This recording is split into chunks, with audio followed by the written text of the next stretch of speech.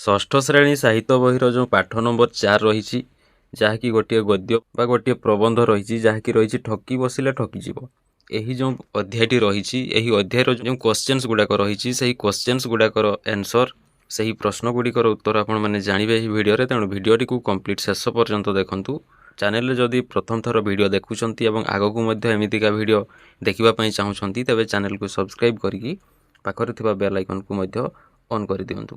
ଏହା ସହିତ ଏହି ଭିଡ଼ିଓକୁ ଅଧିକରୁ ଅଧିକ ଲାଇକ୍ ଆଣ୍ଡ ସେୟାର କରିକି ଅନ୍ୟମାନଙ୍କୁ ଜଣାଇ ଦିଅନ୍ତୁ, ଯାହାଫଳରେ ସେମାନେ ମଧ୍ୟ ଏହାର ଉତ୍ତର ଜାଣିପାରିବେ। ତେବେ ଦେଖନ୍ତୁ, ଏହି ଯେଉଁ ପ୍ରବନ୍ଧଟି ରହିଛି, ଯାହାକି ଗୋଟିଏ ଗଦ୍ୟ ଏବଂ ସେଇଥିରେ ଯେଉଁ ରହିଛି କ୍ୱେଶ୍ଚନ୍ସ ଗୁଡ଼ିକ, ଯାହାକି ପାଠ ଅନ୍ତର୍ଗତ କ'ଣ ସବୁ ରହିଛି ଦେଖନ୍ତୁ। ମୋ ବୁଝିବାରେ କ ନମ୍ବରରେ ଦିଆଗଲା ତଳେ ଦିଆଯାଇଥିବା ପ୍ରଶ୍ନ ଗୁଡ଼ିକର ଠିକ୍ ଉତ୍ତର ପାଖରେ ତାରା ଚିହ୍ନ ଦିଅ। ଏହା ପୂର୍ବଥର ଯେଉଁ ପୁରୁଣା ବହି ଥିଲା, ସେହି ପୁରୁଣା ବହି ଗୁଡ଼ାକରେ ଯେମିତି ଆପଣମାନେ ଦେଖିଥିବେ, ଠିକ୍ ଉତ୍ତର ପାଖରେ ଟିକ୍ ଚିହ୍ନ ଦିଅ ବା ଠିକ୍ ଚିହ୍ନ ଦିଅ, ଭୁଲ ଥିଲେ ଭୁଲ ଚିହ୍ନ ଦିଅ, ଏମିତି ରହୁଥିଲା। କିନ୍ତୁ ବର୍ତ୍ତମାନ ବହି ଚେଞ୍ଜ ହେଲା ପରେ ଯେଉଁ ନୂଆ ବହି ଆସିଛି, ସେଇଥିରେ ଯେତେ ବି ସବୁ ପ୍ରଶ୍ନ ପଚାରୁଛି, ସେହି ବକ୍ସରେ କିନ୍ତୁ ଷ୍ଟାର ଚିହ୍ନ ଅଙ୍କନ କରିବା ପାଇଁ କୁହାଯାଇଛି। 1 ନମ୍ବରରେ ରହିଛି ଘରେ ଘିଅ ମହୁ ବହି ଯାଉଥିଲା, ଏହାର ଅର୍ଥ କ'ଣ? ତାହାର ଆନ୍ସର ହେଇଯିବ 2 ନମ୍ବରର ଯେଉଁ ଅପସନ୍ଟି ରହିଛି, ଯାହାକି ଘରେ ଧନ ସମ୍ପଦ ପରିପୂର୍ଣ୍ଣ ଥିଲା, ସେହି ସାମ୍ନାରେ ଯେଉଁ ବା ସେହି ସିଧାରେ ଯେଉଁ ବକ୍ସଟି ରହିଛି, ସେଇଥିରେ ଷ୍ଟାର ଚିହ୍ନ ତିଆରି କରିବାକୁ ପଡ଼ିବ ବା ଷ୍ଟାର ଚିହ୍ନ ଅଙ୍କନ କରିବାକୁ ପଡ଼ିବ। ତାପରେ 2ୟ ନମ୍ବରରେ ଯେଉଁ କ୍ୱେଶ୍ଚନଟି ରହିଛି, ତାହାର ଆନ୍ସର ହେଇଯିବ, ଯାହାକି ରହିଛି ମୁଁ ମୁଲେଇଥିବା ଥାଳିଟି ସେ କିପରି ନେଇଗଲା। ପ୍ରଥମ ବାସନ ବେପାରୀ ପାଟି କରି ଉଠିଲା, କାରଣ ସେ ଜାଣିଥିଲା ଯେ ଥାଳିର ମୂଲ୍ୟ ବହୁତ ଅଧିକ। ତାହାର ଆନ୍ସର ହେଇଯିବ 1 ନମ୍ବରରେ ଯେଉଁ ଅପସନ୍ଟି ରହିଛି, ସେହି ବକ୍ସରେ ଆପଣଙ୍କର ଷ୍ଟାର ଚିହ୍ନ ଅଙ୍କନ କରିବାକୁ ପଡ଼ିବ। ତା ପରବର୍ତ୍ତୀ ଯେଉଁ କ୍ୱେଶ୍ଚନ୍ସ ଗୁଡ଼ାକ ରହିଛି, ତା ପରକୁ ଯିବା। ଦେଖନ୍ତୁ, ରହିଛି ଶୀର୍ଷକ। ଶୀର୍ଷକରେ ଆପଣଙ୍କର 3ଟି କ୍ୱେଶ୍ଚନ୍ ରହିଛି, କ, ଖ ଏବଂ ଗ। ଏହି ଯେଉଁ 3ଟି କ୍ୱେଶ୍ଚନ୍ରେ କ'ଣ ପଚାରିଛି ଦେଖନ୍ତୁ, ତାପରେ ସେହି ହିସାବରେ ତାହାର ଆନ୍ସରକୁ ଜାଣିବା। ତୁମେ ଯେଉଁ କାହାଣୀଟି ପଢ଼ିଲ, ତାହାର ନାମ ଠକି ବସିଲେ ଠକିଯିବ ବୋଲି ଦିଆଯାଇଛି। କାହାଣୀଟିର ନାମ ଏପରି କାହିଁକି ଦିଆଗଲା? ଦଳରେ ଆଲୋଚନା କରି ତାହାର କାରଣ ଲେଖ।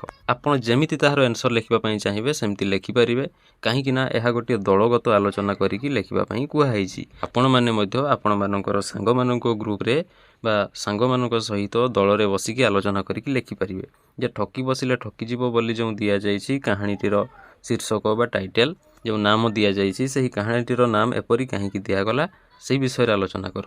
ତେଣୁ ନିଜ ହିସାବରେ ବି ଆନ୍ସର ଦେଇପାରିବେ ଏବଂ ତାହାର ଗୋଟିଏ ଆନ୍ସର ମୁଁ ଏଠି ବାହାର କରିକି ରଖିଛି ଯେ କାହାଣୀଟିର ନାମ ଠକି ବସିଲେ ଠକିଯିବ କାହିଁକି ଦିଆଗଲା। ତାହାର କାରଣ ହେବ ଉତ୍ତରରେ ଦେଖନ୍ତୁ, ପ୍ରଥମ ବେପାରୀ ଜଣକ ଲୋଭ ବଶବର୍ତ୍ତୀ ହୋଇ ଆଈ ଓ ନାତୁଣୀଙ୍କୁ ଠକି ସୁନା ଥାଳିଟିକୁ କମ୍ ଦାମରେ ନେବାକୁ ଚେଷ୍ଟା କଲେ, କିନ୍ତୁ ତାର ଏହି ଠକାମି ଓ ଲୋଭ ଯୋଗୁଁ ସେ ସେହି ବହୁମୂଲ୍ୟ ସୁନା ଥାଳିରୁ ବଞ୍ଚିତ ହେଲା। ମାନେ ସେ ସେହି ସୁନା ଥାଳିଟିକୁ ନେଇପାରିଲାନି ଓ ନିଜେ ଠକିଗଲା। ଅନ୍ୟକୁ ଠକିବାକୁ ଯାଇ ନିଜେ କ୍ଷତି ସହିଥିବାରୁ ଏପରି ନାମକରଣର ଯଥାର୍ଥ ଅଟେ। ତାହା ପରବର୍ତ୍ତୀ ଯେଉଁ କ୍ୱେଶ୍ଚନଟି ରହିଛି, ଖ ନମ୍ବରରେ, ଯଦି ତୁମେ ଏହାର ଅନ୍ୟ ଗୋଟିଏ ନାମ ଦେବାକୁ ଚାହୁଁଛ, ମାନେ ଯେଉଁ କାହାଣୀଟିର ନାମ ରଖାଯାଇଛି ଠକି ବସିଲେ ଠକିଯିବ, ସେହି କାହାଣୀଟିର ନାମ ଯଦି ଅନ୍ୟ କିଛି ଦେବା ପାଇଁ ଚାହୁଁଛ, ତେବେ ତାହା କ'ଣ ହେବ ବୋଲି ଭାବୁଛ? ଏଇଟା ମଧ୍ୟ ନିଜ ହିସାବରେ ଆନ୍ସର ଦେଇପାରିବେ। ନିଜେ ଯାହା ଚାହିଁବେ, ଯେପରି ତାହାର ଆନ୍ସର ଦେବା ପାଇଁ ଚାହିଁବେ, ସେହିପରି ଆପଣମାନେ ଏହାର ଆନ୍ସର ଦେଇପାରିବେ। ତେବେ ଏପରି ଶୀର୍ଷକ ବାଛିବାର କାରଣ କ'ଣ କୁହ? ତେବେ ଆପଣ ଆଉ କ'ଣ ନାମ ଦେଇପାରିବେ ଏବଂ ସେହି ଯେଉଁ ଆପଣ ନାମଟି ଦେବେ, ସେମିତି ଶୀର୍ଷକ, ସେମିତି ଟାଇଟେଲ ବା ସେହି କାହାଣୀଟିର ନାମ ସେମିତି କ'ଣ ପାଇଁ ଦେବେ, ତାହାର କାରଣ ମଧ୍ୟ ଲେଖିବାକୁ ପଡ଼ିବ। ତାହାର ମଧ୍ୟ ଆନ୍ସର ମୁଁ ଆପଣଙ୍କୁ ଏଠାରେ ଦେଇ ରଖିଛି। ଦେଖନ୍ତୁ, ଯଦି ତୁମେ ଏହାର ଅନ୍ୟ ଗୋଟିଏ ନାମ ଦେବାକୁ ଚାହିଁବ, ତେବେ ତାହା କ'ଣ ହେବ, କାରଣ କୁହ। ଉତ୍ତରରେ ହେଇପାରିବ ଯେ ମୁଁ ଏହାର ନାମ ଲୋଭର ପରିଣାମ କିମ୍ବା ସଚ୍ଚୋଟତାର ଫଳ ଦେବି, କାରଣ ଏହି କାହାଣୀରୁ ଆମେ ଶିକ୍ଷା ପାଉ ଯେ ଲୋଭ କଲେ ଖରାପ ଫଳ ମିଳେ ଏବଂ ସଚ୍ଚୋଟ ହେଲେ ଭଲ ଫଳ ମିଳେ। ତାହାର କାରଣ ସହିତ ଆନ୍ସର ମଧ୍ୟ ଦିଆଗଲା। ତାପରେ ଘ ନମ୍ବରରେ ରହିଲା, କାହାଣୀ ଅନୁସାରେ ବାସନ ବେପାରୀଟି ପ୍ରଥମ ଥର ଆସି ଥାଳିଟିକୁ କମ୍ ଦାମରେ ନେବାକୁ ଚେଷ୍ଟା କରିଥିଲା। ତାପରେ କ'ଣ ହେଲା, ଯେତେବେଳେ ସେ ପୁଣି ଥରେ ଥାଳିଟି ନେବାକୁ ଆସିଲା, ତାର ଦର କାହିଁକି ବଢ଼ିଗଲା ବା ବଢ଼ାଇ ଚାଲିଲା। ତେଣୁ ପ୍ରଥମ ଥର ଯେତେବେଳେ ଆସିଲା, ସେତେବେଳେ କମ୍ ଦରରେ ନେବା ପାଇଁ ଚେଷ୍ଟା କରିଥିଲା, କିନ୍ତୁ ନେଇପାରିନଥିଲା। ତାପରେ ଯେତେବେଳେ ସେ ପୁଣି ଥରେ ଥାଳିଟିକୁ ନେବା ପାଇଁ ଆସିଲା, ତାର ଦର କାହିଁକି ବଢ଼ାଇ ଚାଲିଲା। ଏହାର ଆନ୍ସର କ'ଣ ହେଇପାରିବ ଦେଖନ୍ତୁ। ତାହାର ମଧ୍ୟ ଆନ୍ସର ଏଠାରେ ଦିଆଗଲା, ଯାହାକି ଗ ନମ୍ବରରେ ରହିଲା, ପ୍ରଥମ ବାସନ ବେପାରୀ ପୁଣି ଥରେ ଆସି ଥାଳିର ଦର କାହିଁକି ବଢ଼ାଇ ଚାଲିଲା। ଉତ୍ତରରେ ହେଇପାରିବ, ପ୍ରଥମ ବାସନ ବେପାରୀଟି ଜାଣିଥିଲା ଯେ ଥାଳିଟି ଖାଣ୍ଟି ସୁନାରେ ତିଆରି ଏବଂ ତାହାର ପ୍ରକୃତ ମୂଲ୍ୟ ବହୁତ ଅଧିକ। ଯେତେବେଳେ ସେ ଦେଖିଲା ଯେ ଥାଳିଟି ହାତଛଡ଼ା ହୋଇଯିବାର ସମ୍ଭାବନା ଅଛି, ସେ ଲୋଭରେ ପଡ଼ି ଥାଳିଟିକୁ ଯେକୌଣସି ପ୍ରକାର ନିଜର କରିବା ପାଇଁ ବାରମ୍ବାର ଦର ବଢ଼ାଇ ଚାଲିଥିଲା। ତାପରେ କୁହାଗଲା ଦେଖନ୍ତୁ ଗଦ୍ୟାଂଶ ଉପରେ ଆଲୋଚନା ଏବଂ କାହାଣୀରୁ ବାଛି କିଛି ବାକ୍ୟ ନିମ୍ନରେ ଦିଆଯାଇଛି, ସେଗୁଡ଼ିକୁ ପଢ଼ ଓ ତାର ଉପରେ ଆଲୋଚନା କରି ଲେଖ। କେତେ ଗୁଡ଼ିଏ ଲାଇନ୍ ଏଠି ଦିଆଯାଇଛି, କେତେ ଗୁଡ଼ିଏ ପଦ ଦିଆଯାଇଛି ଯାହାର ସାର କଥା ବା ତାହାକୁ ବର୍ଣ୍ଣନା କରିକି କ'ଣ ଲେଖାଯାଇପାରିବ ତାହା ଲେଖିପାରିବେ। ଏହି ସବୁର ଆନ୍ସର୍ ମୁଁ ଦେଉଛି ଦେଖନ୍ତୁ। ଯେମିତିକି ପ୍ରଥମ ଅପସନ୍ରେ ରହିଲା ସେମାନେ ସୁନା ଥାଳିରେ ଖାଉଥିଲେ। ଦ୍ୱିତୀୟ ଅପସନ୍ରେ ରହିଲା ଏଇଟା ଗୋଟିଏ ଚିଜ୍ରେ ତିଆରି ଚିଜ୍, ୟାକୁ ପୁଣି ମୁଲେଇବି। ତା ପରବର୍ତ୍ତୀ ଯେଉଁ ପଦଟି ରହିଛି ଯେ ବାପା ତୁମେ ଯେଉଁ ସତ ପଦକ କହିଲ ସେ ପଦକ ଲକ୍ଷେ। ତାପରେ ଯେଉଁ ପଏଣ୍ଟଟି ରହିଛି ଯାହାକି ବୁଢ଼ୀର କଥା ଶୁଣି ବେପାରୀ ଆଖିରୁ ଲୁହ ଝରି ପଡ଼ିଲା। ତା ପରବର୍ତ୍ତୀ ପଦ ରହିଲା ପଡ଼ିଶା ଲୋକ ଏ ଦର ହଙ୍କାହଙ୍କିର ଅର୍ଥ ବୁଝିପାରିଲେ ନାହିଁ। ଏଇ ସବୁ ଯେଉଁ ରହିଲା ଏଇଗୁଡ଼ିକର ଯେଉଁ ସାରାଂଶ, ତାର ସାର କଥା ବା ସେଇ ଯେଉଁ ଗଦ୍ୟ ରୂପରେ ତାକୁ ଲେଖିବା ପାଇଁ କୁହାଯାଇଛି, ଗଦ୍ୟାଂଶ ଉପରେ ଆଲୋଚନା କରିବା ପାଇଁ କୁହାଯାଇଛି। ତେବେ ଏଗୁଡ଼ିକର ଆନ୍ସର୍ କ'ଣ ହେଇପାରିବ ଦେଖନ୍ତୁ। ତାହାର ଆନ୍ସର୍ ମଧ୍ୟ ଏଠାରେ ରଖାଯାଇଛି। ସେମାନେ ସୁନା ଥାଳିରେ ଖାଉଥିଲେ। ଏଇ ଯେଉଁ ରହିଲା ବାକ୍ୟଟି ତାହାର ଯେଉଁ ଗଦ୍ୟାଂଶରେ ଆଲୋଚନା କରିବା ପାଇଁ କୁହାଗଲା ତାହାର ଆନ୍ସର୍ ହେଇଯିବ ଏହି ବାକ୍ୟଟି ଆଈ ଓ ନାତୁଣୀଙ୍କ ଅତୀତର ସମୃଦ୍ଧି ଓ ଧନଶାଳୀ ଅବସ୍ଥାକୁ ସୂଚାଉଛି। କାହାଣୀରୁ ଜଣାପଡ଼େ ଯେ ସେମାନେ ଆଗରୁ ବହୁତ ଗରିବ ନଥିଲେ। ବେପାର ବାଣିଜ୍ୟ କରି ବୁଢ଼ୀର ପୁଅମାନେ ପ୍ରଚୁର ଅର୍ଥ ରୋଜଗାର କରୁଥିଲେ ଏବଂ ସେମାନଙ୍କର ଜୀବନଯାପନ ଅତି ଉଚ୍ଚ କୋଟିର ଥିଲା। ସେମାନଙ୍କ ପାଖରେ ଏତେ ଧନ ସମ୍ପତ୍ତି ଥିଲା ଯେ ସେମାନେ ସାଧାରଣ ବାସନ ବଦଳରେ ମୂଲ୍ୟବାନ ସୁନା ଥାଳିରେ ଭୋଜନ କରୁଥିଲେ। ଏହା ସେମାନଙ୍କର ରାଜକୀୟ ଓ ସୁଖମୟ ଅତୀତର ଏକ ନିଦର୍ଶନ ଅଟେ। ଏହାପରେ ଦିନ ବଦଳିବା ସହ ସମ୍ପତ୍ତି ବାଡ଼ି ବୁଡ଼ିଯାଇ ସେମାନେ ଦରିଦ୍ର ହୋଇଯାଇଥିଲେ ମଧ୍ୟ ଏହି ସୁନା ଥାଳିଟି ସେମାନଙ୍କ ସେହି ପୁରୁଣା ସମୟର ଏକମାତ୍ର ସ୍ମୃତି ଭାବରେ ରହିଯାଇଥିଲା। ଏହା ହେଇଯିବ ତାହାର ଆନ୍ସର୍। ପରବର୍ତ୍ତୀ ଯେଉଁ ବାକ୍ୟଟି ରହିଛି ଯାହାକି ଦେଖନ୍ତୁ ଏଇଟା ଗୋଟିଏ ଚିଜ୍ରେ ଚିଜ୍, ୟାକୁ ପୁଣି ମୁଲେଇବି। ତେଣୁ ଏହାର ଆନ୍ସର୍ ହେବ ଦେଖନ୍ତୁ ଏହି ବାକ୍ୟଟି ପ୍ରଥମ ଠକ ତଥା ଲୋଭୀ ବାସନ ବେପାରୀର ମନର କପଟତାକୁ ଦର୍ଶାଉଛି। ଯେତେବେଳେ ବେପାରୀ ଜଣକ ବୁଢ଼ୀ ଦେଇଥିବା କଳା କୋତରା ଥାଳିଟିର ପଛପଟକୁ ନିଜ ଛେଣିରେ ରାମ୍ପି ଦେଲା, ସେ ଦେଖିବାକୁ ପାଇଲା ଯେ ତାହା ପ୍ରକୃତରେ ଏକ ଖାଣ୍ଟି ସୁନାର ଥାଳି। ସେହି ବହୁମୂଲ୍ୟ ଜିନିଷଟିକୁ ଦେଖି ତାର ଆଖି ଝଲସି ଉଠିଥିଲା ଏବଂ ତା ମନରେ ପ୍ରବଳ ଲୋଭ ଜାତ ହୋଇଥିଲା। ଏତେ ଦାମିକିଆ ଜିନିଷଟିକୁ ସେ ମାଗଣାରେ କିମ୍ବା ଅତି କମ୍ ଦାମରେ ଠକି ନେଇଯିବ ବୋଲି ଯୋଜନା କରିଥିଲା। ତେଣୁ ଥାଳିଟିର ପ୍ରକୃତ ମୂଲ୍ୟ ଲୁଚାଇବା ଉଦ୍ଦେଶ୍ୟରେ ସେ ତାହାକୁ ଏକ ସାଧାରଣ ଓ ଶସ୍ତା ଜିନିଷ ବୋଲି କହିଥିଲା, ଯାହାର କୌଣସି ମୂଲ୍ୟ ନାହିଁ ବୋଲି ଦେଖାଇ ହୋଇଥିଲା। ପରବର୍ତ୍ତୀ ଯେଉଁ ବାକ୍ୟଟି ରହିଛି ଯାହାକି ବାପ ତୁମେ ଯେଉଁ ସତ ପଦକ କହିଲ ସେ ପଦକ ଲକ୍ଷେ, ଏହାର ଆନ୍ସର୍ ହେଇଯିବ ଏହି ବାକ୍ୟଟି ସାଧୁତା ଓ ସତ୍ୟବାଦିତାର ମୂଲ୍ୟକୁ ପ୍ରତିପାଦନ କରୁଛି। ଯେତେବେଳେ ଦ୍ୱିତୀୟ ବାସନ ବେପାରୀ ଜଣକ ଥାଳିଟିକୁ ପରୀକ୍ଷା କରି ତାହା ଖାଣ୍ଟି ସୁନା ଏବଂ ତାହାର ମୂଲ୍ୟ ଲକ୍ଷେ ଟଙ୍କା ବୋଲି ନିଜ ଆଡ଼ୁ ସତ କଥା କହିଲା, ସେତେବେଳେ ବୁଢ଼ୀ ତାର ସଚ୍ଚୋଟ ପଣିଆରେ ଅତ୍ୟନ୍ତ ମୁଗ୍ଧ ହୋଇଯାଇଥିଲା। ପ୍ରଥମେ ବେପାରୀ ତାଙ୍କୁ ଠକିବାକୁ ଚେଷ୍ଟା କରିଥିବା ବେଳେ ଦ୍ୱିତୀୟ ବେପାରୀର ଏହି ନିଷ୍ଠାପର ସତ୍ୟବାଦିତା ବୁଢ଼ୀ ପାଇଁ ଲକ୍ଷେ ଟଙ୍କାର ଧନଠାରୁ ମଧ୍ୟ ଅଧିକ ମୂଲ୍ୟବାନ ମନେ ହୋଇଥିଲା। ତେଣୁ ସେ ଆନନ୍ଦିତ ହୋଇ ବେପାରୀଟି ନିଜ ପାଖରେ ଥିବା ସମସ୍ତ ପୁଞ୍ଜି ଦେଇ ଥାଳିଟି ନେଇଯିବାକୁ ଅନୁରୋଧ କରିଥିଲା। ତା ପରବର୍ତ୍ତୀ ଯେଉଁ ବାକ୍ୟଟି ରହିଛି ଯାହାକି ବୁଢ଼ୀର କଥା ଶୁଣି ବେପାରୀ ଆଖିରୁ ଲୁହ ଝରି ପଡ଼ିଲା, ଏହାର ଉତ୍ତର ହେଇଯିବ ଏହି ବାକ୍ୟରୁ ଦ୍ୱିତୀୟ ବାସନ ବେପାରୀର ସହୃଦୟତା ଓ ଦୟାଭାବ ସ୍ପଷ୍ଟ ଜଣାପଡ଼ୁଛି। ଯେତେବେଳେ ସେ ଥାଳିଟିର ପ୍ରକୃତ ସୁନା ମୂଲ୍ୟ ବିଷୟରେ ବୁଢ଼ୀକୁ ଜଣାଇଲା, ସେତେବେଳେ ବୁଢ଼ୀ ନିଜର ଅତୀତର ସୁଖ ଦିନ, ପରିବାରର ଲୋକଙ୍କ ମୃତ୍ୟୁ ଏବଂ ବର୍ତ୍ତମାନର ଅସହାୟ ତଥା ଦରିଦ୍ର ଅବସ୍ଥା ବିଷୟରେ ତାଙ୍କୁ କହିଥିଲା। ଆଈ ଓ ନାତୁଣୀ ଏବେ ଦୁଇ ଓଳି ଦୁଇ ମୁଠା ଖାଇବାକୁ ପାଉନଥିବା କଥା ଶୁଣି ବେପାରୀ ଜଣକ ଅତ୍ୟନ୍ତ ଦୁଃଖିତ ହୋଇପଡ଼ିଥିଲା। ସେମାନଙ୍କର ଏହି କରୁଣ କାହାଣୀ ତାର କୋମଳ ହୃଦୟ ସ୍ପର୍ଶ କରୁଥିଲା ଓ ସହାନୁଭୂତିରେ ତାର ଆଖିରୁ ଲୁହ ଝରି ପଡ଼ିଥିଲା। ତା ପରବର୍ତ୍ତୀ ଯେଉଁ ବାକ୍ୟ ରହିଛି ପଡ଼ିଶା ଲୋକ ଏ ଦର ହଙ୍କାହଙ୍କିର ଅର୍ଥ ବୁଝିପାରିଲେ ନାହିଁ, ଏହାକୁ ଗଦ୍ୟରେ ଆଲୋଚନା କରାଗଲେ ତାହାର ଉତ୍ତର ହେଇଯିବ କାହାଣୀର ଶେଷ ଭାଗରେ ଯେତେବେଳେ ପ୍ରଥମ ଠକ ବେପାରୀଟି ପୁଣି ଥରେ ବୁଢ଼ୀ ଘରକୁ ଆସି ସେହି ପୁରୁଣା ଫଟା ଥାଳିଟିକୁ ନେବା ପାଇଁ ବ୍ୟଗ୍ର ହୋଇପଡ଼ିଥିଲା, ସେତେବେଳେ ସେ ତାହାର ଦର ଟଙ୍କାକରୁ ବଢ଼ାଇ 100 ଟଙ୍କା ପର୍ଯ୍ୟନ୍ତ ଡାକିବାକୁ ଲାଗିଲା। ସାଧାରଣତଃ ଏକ ପୁରୁଣା କାମରେ ଲାଗୁନଥିବା କଳା କୋତରା ଥାଳି ପାଇଁ କେହି ଏତେ ଟଙ୍କା ଦିଅନ୍ତି ନାହିଁ କି ଦରଦାମ କରନ୍ତି ନାହିଁ। ବେପାରୀଟି ଜାଣିଥିଲା ଯେ ତାହା ସୁନା ଥାଳି ହୋଇଥିବାରୁ ଏତେ ଦର ହାଙ୍କୁଥିଲା, କିନ୍ତୁ ପଡ଼ୋଶୀମାନେ ଥାଳିର ପ୍ରକୃତ ରହସ୍ୟ ଜାଣିନଥିବାରୁ ଗୋଟିଏ ମୂଲ୍ୟହୀନ ଲାଗୁଥିବା ଥାଳି ପାଇଁ ବେପାରୀଟି କାହିଁକି ଏତେ ପାଗଳଙ୍କ ଭଳି ଦର ବଢ଼ାଉଛି ତାହା ସେମାନେ ବୁଝିପାରିନଥିଲେ ଏବଂ ଆଶ୍ଚର୍ଯ୍ୟ ହୋଇପଡ଼ିଥିଲେ। ତାହା ପରବର୍ତ୍ତୀ ଯେଉଁ ରହିଲା ଚିନ୍ତା କରିବାରେ ଯେଉଁ ଦିଆଗଲା କାହାଣୀଟିକୁ ପୁଣି ଥରେ ପଢ଼, ନିମ୍ନରେ ଦିଆଯାଇଥିବା ବାକ୍ୟଗୁଡ଼ିକୁ ବୁଝି ଲେଖ। ଏଇ ଯେଉଁ ବାକ୍ୟଗୁଡ଼ିକ ଦିଆହେଲା ଦେଖନ୍ତୁ, ପଏଣ୍ଟ ଦୁଇଟା ଦିଆହେଲା। ପ୍ରଥମ ପଏଣ୍ଟରେ ରହିଲା ଆଈ ନାତୁଣୀ ବସି ଗଲା କଥା ଭାବୁଛନ୍ତି, ମାନେ ତାଙ୍କର ବିତି ଯାଇଥିବା ବା ଗଲା ଦିନର କଥା ଭାବୁଛନ୍ତି। ଦ୍ୱିତୀୟ ନମ୍ବର ପଏଣ୍ଟରେ ରହିଛି ବୁଢ଼ୀ ଏଥର ତାର ଗଲା ଦିନର କଥା କହିଗଲା, ମାନେ ଯେଉଁ ବିତି ଯାଇଥିବା ଦିନ ଗୁଡ଼ିକ ଯେମିତି ଥିଲା ସେହି ସମ୍ପର୍କେ କହିଗଲା।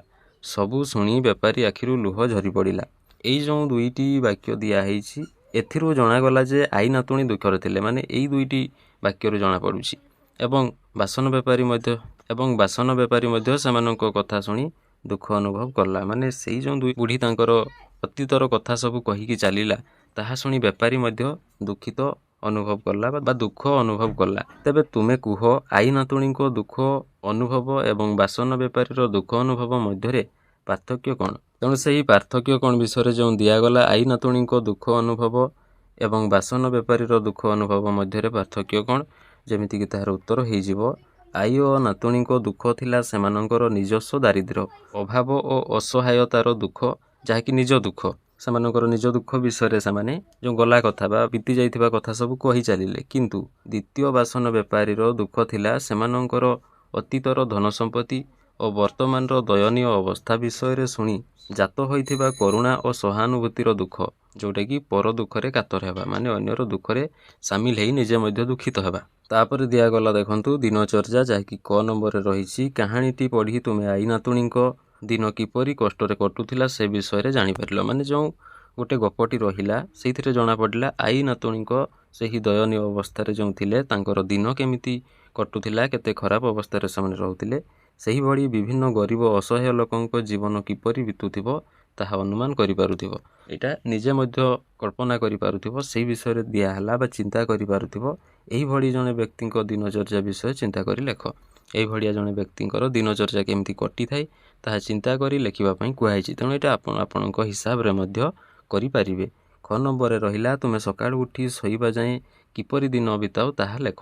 ତେଣୁ ତୁମର ଯେଉଁ ଡେଲି ରୁଟିନ୍ ସେହି ସମ୍ପର୍କରେ ଏଠାରେ ଲେଖିବା ପାଇଁ କୁହାଯାଇଛି। ତାପରେ ରହିଲା କାହାଣୀର ରଚନା ଶୈଳୀ। କ ନମ୍ବର ଏବଂ ଖ ନମ୍ବରରେ ଦୁଇଟି ପ୍ରଶ୍ନ ରହିଛି। କ ନମ୍ବରରେ ରହିଛି ଉକ୍ତ କାହାଣୀର କେଉଁ କଥାଟି ତୁମକୁ ପସନ୍ଦ ଲାଗିଲା ତାହା ସାଙ୍ଗମାନଙ୍କ ସହ ଆଲୋଚନା କରି ଲେଖ। ଏଇ କାହାଣୀରେ ଅନେକ କଥା ଶିଖିବାକୁ ମିଳିଲା, ଯେମିତିକି ସେହି ବେପାରୀର ସଚ୍ଚୋଟପଣିଆ, ତାପରେ ଯେଉଁ ଆଈ ଏବଂ ନାତୁଣୀଙ୍କର ଯେଉଁ ଗଲା କଥା ବା ଅତୀତ କଥା, ପୂର୍ବରୁ ସେମାନେ କେମିତି ଭଲ ଅବସ୍ଥାରେ ଥିଲେ, ବର୍ତ୍ତମାନ ତାଙ୍କର ଅବସ୍ଥା କେମିତି ଦୟନୀୟ ହୋଇପଡ଼ିଛି ସେହି ସମ୍ପର୍କରେ ଏବଂ ଅନେକ ସାରା କଥା ଏଥିରୁ ଜାଣିବାକୁ ମିଳେ। ତେଣୁ ଏଇଟା ଆପଣ ଆପଣଙ୍କ ହିସାବରେ ଲେଖିପାରିବେ। କାହାଣୀଟିକୁ ପଢ଼ି ସାରିଲା ପରେ ନିଜେ ମଧ୍ୟ ଏହାର ଆନ୍ସର୍ ଲେଖିପାରିବେ, ନିଜେ ଯେମିତି ଚାହିଁବେ ସେମିତି ଲେଖିବେ। ଖ ନମ୍ବରରେ ରହିଲା ପଢ଼ିଥିବା କାହାଣୀଟି ତୁମକୁ କାହିଁକି ଭଲ ଲାଗିଲା ତାହା ଦଳରେ ଆଲୋଚନା କରି ଲେଖ। କ'ଣ ପାଇଁ ଭଲ ଲାଗିଲା ନା କାହାଣୀରୁ ଅନେକ କଥା ଶିଖିବାକୁ ମିଳେ, ସଚ୍ଚୋଟପଣିଆ ଏବଂ ଠକର ମଧ୍ୟ କିଛି ଦୃଷ୍ଟାନ୍ତ ରହିଛି ତାହା ମଧ୍ୟ ଏଥିରୁ ଶିଖିବାକୁ ମିଳେ। ତେଣୁ ଯାହା ସବୁ ଶିଖିବାକୁ ମିଳେ ସେହି ବିଷୟରେ ଲେଖିପାରିବ। ତାପରେ ଯେଉଁ ରହିଲା ରୁଢ଼ି, କ ନମ୍ବରରେ ରହିଲା କାହାଣୀରୁ ବାଛି କିଛି ରୁଢ଼ି ତଳେ ଦିଆଯାଇଛି। ସେଗୁଡ଼ିକ ହେଲା ପାଲରେ ପକାଇବା, ଖାଣ୍ଟି ସୁନା, ଆଖି ଝଲସିବା, ଦର ହାଙ୍କିବା, କଥା ପଦକ ଲକ୍ଷ୍ୟ ଇତ୍ୟାଦି। ଏହିସବୁ ଯେଉଁ ଦିଆହେଲା କାହାଣୀରେ ଏଗୁଡ଼ିକ କିପରି ବ୍ୟବହାର ହୋଇଛି ତାହା ଲକ୍ଷ୍ୟ କର। ତେଣୁ କେମିତି ଏହାକୁ ବ୍ୟବହାର କରାଯାଇଛି। ଖ ନମ୍ବରରେ ଦିଆହେଲା ରୁଢ଼ିଗୁଡ଼ିକୁ ବ୍ୟବହାର କରି ନିଜ ମନରୁ ବାକ୍ୟ ଲେଖ। ଏଇ ଯେଉଁ ରୁଢ଼ିଗୁଡ଼ିକ ଦିଆହେଲା ଯେମିତିକି ପଏଣ୍ଟ ଅନୁଯାୟୀ ଦିଆହେଇଛି।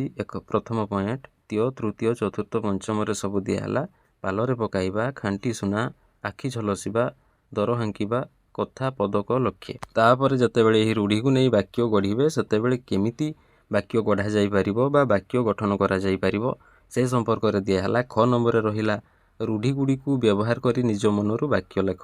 ଯେମିତିକି ଦିଆହେଲା ତାହାର ଆନ୍ସର୍ ପାଲରେ ପକାଇବା, ଯାହାକି ତାର ବାକ୍ୟ ଗଠନ କଲେ ହେଇଯିବ ଠକ ଲୋକଟି ମିଠା ମିଠା କଥା କହି ନିରୀହ ଗ୍ରାମବାସୀଙ୍କୁ ନିଜ ପାଲରେ ପକାଇଦେଲା। ତାପରେ ଖାଣ୍ଟି ସୁନା, ଆମ ଗାଁର ଶିକ୍ଷକ ମହାଶୟ ସ୍ୱଭାବରେ ଗୋଟିଏ ଖାଣ୍ଟି ସୁନା ଭଳି ମଣିଷ। ତାପରେ ଆଖି ଝଲସିବା, ଦୋକାନରେ ସଜା ହୋଇଥିବା ସୁନ୍ଦର ସୁନା ଅଳଙ୍କାର ଦେଖି ମୋ ଆଖି ଝଲସି ଗଲା। ତାପରେ ଦର ହାଙ୍କିବା, ହାଟରେ ବେପାରୀମାନେ ନିଜ ନିଜ ଜିନିଷର ଉଚ୍ଚା ଦର ହାଙ୍କୁଛନ୍ତି। ଲାଷ୍ଟରେ ଯେଉଁ ରହିଲା କଥା ପଦକ ଲକ୍ଷ୍ୟ, ଗୁରୁଜନମାନଙ୍କର ଉପଦେଶ ଆମ ଜୀବନ ପାଇଁ କଥା ପଦକ ଲକ୍ଷ୍ୟ ସହ ସମାନ। ଏହିସବୁ ବାକ୍ୟ ଗଠନ ବ୍ୟତୀତ ବା ବାକ୍ୟ ଗଢ଼ିବା ବ୍ୟତୀତ ନିଜେ ନିଜ ମନରୁ ବି ଯଦି ପାରିବେ ବାକ୍ୟ ଗଢ଼ି ଲେଖିପାରିବେ। ତା ପରବର୍ତ୍ତୀ ଯେଉଁ ଦିଆହେଲା କାହାଣୀର ଚରିତ୍ର, ଠକି ବସିଲେ ଠକିଯିବ। କାହାଣୀରେ 4ଟି ଚରିତ୍ର ଅଛି। ସେମାନଙ୍କର ଗୁଣ ବର୍ଣ୍ଣନା କରୁଥିବା ଶବ୍ଦ ଚିନ୍ତା କର ଓ ତଳେ ଦିଆଯାଇଥିବା କୋଠରୀରେ ଲେଖ। ଯେଉଁ 4ଟି ଚରିତ୍ର ଦିଆହେଲା ସେମାନଙ୍କର ଗୁଣ କେମିତି, ସେଇ ଗୁଣକୁ ବର୍ଣ୍ଣନା କରୁଥିବା ଶବ୍ଦ ଚିନ୍ତା କରିକି ତଳେ ଦିଆଯାଇଥିବା କୋଠରୀରେ ଲେଖ। ମାନେ କାହାଣୀରୁ ଖୋଜିକି ଲେଖିପାରିବ। ଯେମିତିକି ଗୋଟିଏ କ୍ୟାରେକ୍ଟର ବା ଗୋଟେ ଚରିତ୍ର ଆଈ ସେ କେମିତି ଥିଲେ, ବିଶ୍ୱାସୀ ଥିଲେ। ଆଉ କ'ଣ ହେଇପାରିବ, ଏଇଠି ଗୋଟେ ଲେଖାଯିବ, ଏଇଠି ଲେଖାଯିବ, ପୁଣି ଏଇଠି ଲେଖାଯିବ। ତାପରେ ଦିଆହେଲା ନାତୁଣୀ କେମିତି ଥିଲେ, ସେ ନିରୀହ ଥିଲେ। ତାହା ବ୍ୟତୀତ ଆଉ କେମିତି ଥିଲେ, ତାଙ୍କର ଗୁଣ ସ୍ୱଭାବ, ସେହି ବିଷୟରେ ଏହିସବୁ ସ୍ଥାନମାନଙ୍କରେ ଲେଖିବାକୁ ପଡ଼ିବ। ତାପରେ ଦିଆହେଲା ପ୍ରଥମ ବେପାରୀ ଏବଂ ଦ୍ୱିତୀୟ ବେପାରୀ। ସେମାନଙ୍କ ବିଷୟରେ ଯେମିତିକି ପ୍ରଥମ ବେପାରୀ ଚୋଠା ଥିଲା, ଠକ ଟାଇପ୍ର ଥିଲା ଏବଂ ଦ୍ୱିତୀୟ ବେପାରୀ ଦୟାଳୁ। ତାହା ବ୍ୟତୀତ ଆଉ କେଉଁ ପ୍ରକାର ସେମାନେ ଥିଲେ ତାକୁ ବର୍ଣ୍ଣନା କରିକି ଲେଖିପାରିବ। ଏଇଠି ପୁଣି ଦିଆହେଲା ଉପରେ ଲେଖିଥିବା ଶବ୍ଦ ଗୁଡ଼ିକ ଜଣକର ବିଶେଷତା, ଗୁଣ ଓ ଅବସ୍ଥା ବର୍ଣ୍ଣନା କରିବାକୁ ବ୍ୟବହାର କରାଯାଇଛି। ଏହାକୁ ବିଶେଷଣ କୁହାଯାଏ। ଯେଉଁ ଗୁଣକୁ ସୂଚେଇବ, ଅବସ୍ଥାକୁ ସୂଚେଇବ ବା ତା'ର ଯେଉଁ ବିଶେଷ ଗୁଣ, ତା'ର ସ୍ୱଭାବକୁ ବୁଝେଇବ, ସେଇଟା ହିଁ ହେଲା ବିଶେଷଣ। ତେଣୁ ଆନ୍ସରରେ କ'ଣ ସବୁ ହେଇପାରିବ ଦେଖନ୍ତୁ, ଆଈ। ଏଇ ଯେଉଁ ବିଶ୍ୱାସୀ ସେଠାରେ ମଧ୍ୟ ଦିଆହେଇଛି, ବହିରେ ମଧ୍ୟ ଦିଆହେଇଛି। ତେଣୁ ଆଗରୁ ଏଇଟା ଦିଆଯାଇଛି। ତାହା ବ୍ୟତୀତ କେମିତି ଥିଲେ, ସରଳ ଥିଲେ। ପରବର୍ତ୍ତୀ ସମୟରେ ଯେତେବେଳେ ସେମାନେ ଦାରିଦ୍ର୍ୟରେ ପୀଡ଼ିତ ହେଲେ ସେତେବେଳେ ସେମାନେ ଦୁଃଖୀ ମଧ୍ୟ ଥିଲେ ଏବଂ ଧୈର୍ଯ୍ୟଶାଳୀ ଥିଲେ, ତାଙ୍କର ଧୈର୍ଯ୍ୟ ମଧ୍ୟ ଥିଲା।